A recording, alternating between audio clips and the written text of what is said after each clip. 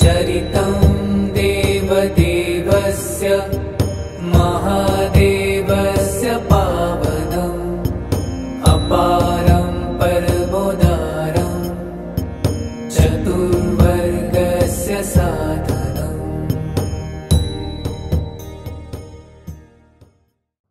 My father's optimal gardening এর আরেকটি ভিডিওতে সকলকে স্বাগত। এখন চলছে শ্রাবণ মাস। শ্রাবণ মাসকে শিবের উপাসনার জন্য বিশেষভাবে শুভ সময় হিসাবে বিবেচনা করা হয়।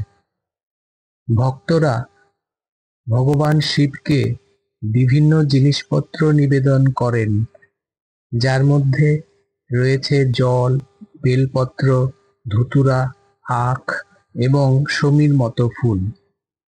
এই মাসের সোমবার অর্থাৎ শ্রাবণের সোমবার শিব পূজার জন্য বিশেষভাবে তাৎপর্যপূর্ণ।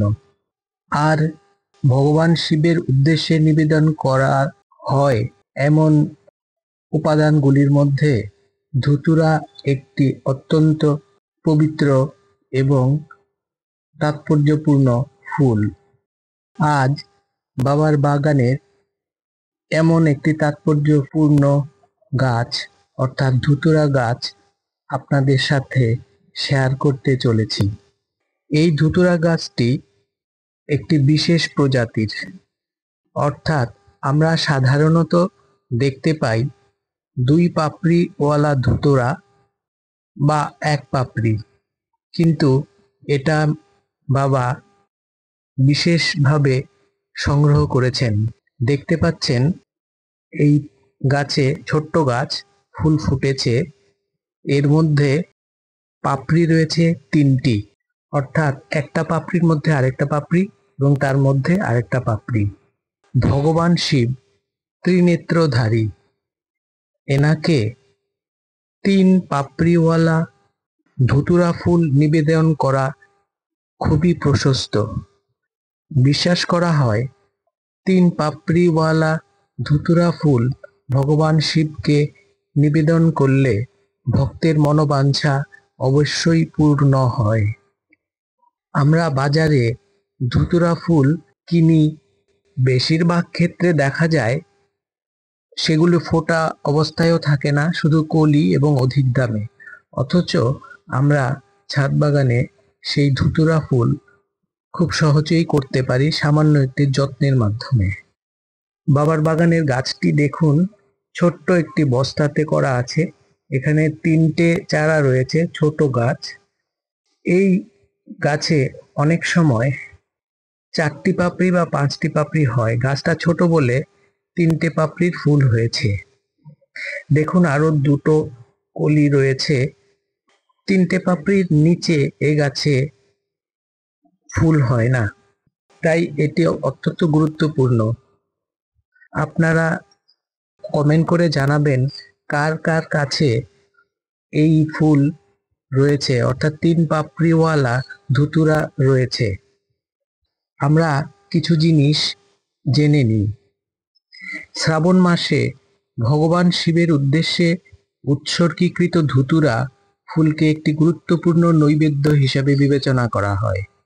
এটি ভগবান শিবের প্রিয় বলে মনে করা হয় এবং আত্মসমর্পণ ও ভক্তির প্রতীক হিসাবে তাকে নিবেদন করা হয়।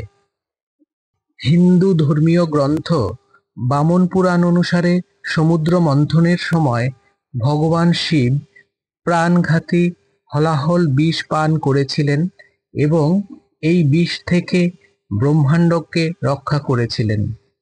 বিশ্বাস করা হয় যে বিষ খাওয়ার সময় ভগবান শিবের বক্ষ থেকে ধুতুর দেবতা আবির্ভূত হয়েছিলেন। ধুতুরা নিবেদন করা হল শিবের প্রতি কৃতজ্ঞতা প্রকাশ করার একটি উপায়। ধুতুরাকে শিবের বিষ ও নেতিবাচকতা শোষণ এবং নিরপেক্ষ করার ক্ষমতার প্রতীক হিসাবে বিবেচনা করা হয়। শিবের সাথে ঘনিষ্ঠভাবে জড়িত অঘোরী তপস্বীরা প্রায়শই তাদের আচার অনুষ্ঠানে ধুতুরা ব্যবহার করেন। এই সংযোগটি শিবের সাথে ধুতুরা ফুলের সম্পর্ককে আরো দৃঢ় করে তোলে। কেউ কেউ বিশ্বাস করেন যে শিবকে ধুতুরা নিবেদন ভক্তদের তাদের জীবনের ভয়, নেতিবাচকতা এবং বাধাগুলি কাটিয়ে উঠতে সাহায্য করতে পারে। ভগবান শিবকে ধুতুরা নিবেদন করলে শত্রু ভয় কাটিয়ে উঠতে সাহায্য করে। যাদের ঘুমের সমস্যা আছে তারা ফুল ও পাতা নিবেদন করলে স্বস্তি পান বলে বিশ্বাস। আর্থিক সমস্যা সমাধানের জন্যও ফুলটি নিবেদন করা হয়। ভগবান শিবের আচার অনুষ্ঠান এবং পূজায় ধুতুরা ফুলের পাশাপাশি ধুতুরা ফলের তৈরি মালাও ভগবান শিবকে নিবেদন করা হয়। তবে ধুতুরা ফল ও গাছটি অত্যন্ত বিষাক্ত, তাই এর ব্যবহারের সময় সাবধানতা অবলম্বন করা অবশ্যই প্রয়োজন। বলা হয় আয়ুর্বেদ চিকিৎসায় এর ব্যবহার করা হয়, তবে এর বিষাক্ততার কারণে এর ব্যবহার কঠোরভাবে যোগ্য চিকিৎসকের নির্দেশনায় করা উচিত। এই ফুলটি এত গুরুত্বপূর্ণ, পবিত্র এবং প্রয়োজনীয় বলে ধরা হয়। এই শ্রাবণ মাসের প্রতি সোমবারে ভক্তরা ভগবান শিবকে ধুতুরা নিবেদন করে তৃপ্ত হন, ভগবান শিবকে খুশি করা হয়েছে এই ধরে নিয়ে, এবং তাদের মনোবাঞ্ছা পূর্ণ হয় বলে বিশ্বাস। আসুন এই 3টি পাপড়িওয়ালা ধুতুরা গাছ সবার বাড়িতে লাগাই এবং নিজের গাছ থেকে ফুটন্ত ফুল ভগবান শিবের চরণে বা শিবলিঙ্গে নিবেদন করি।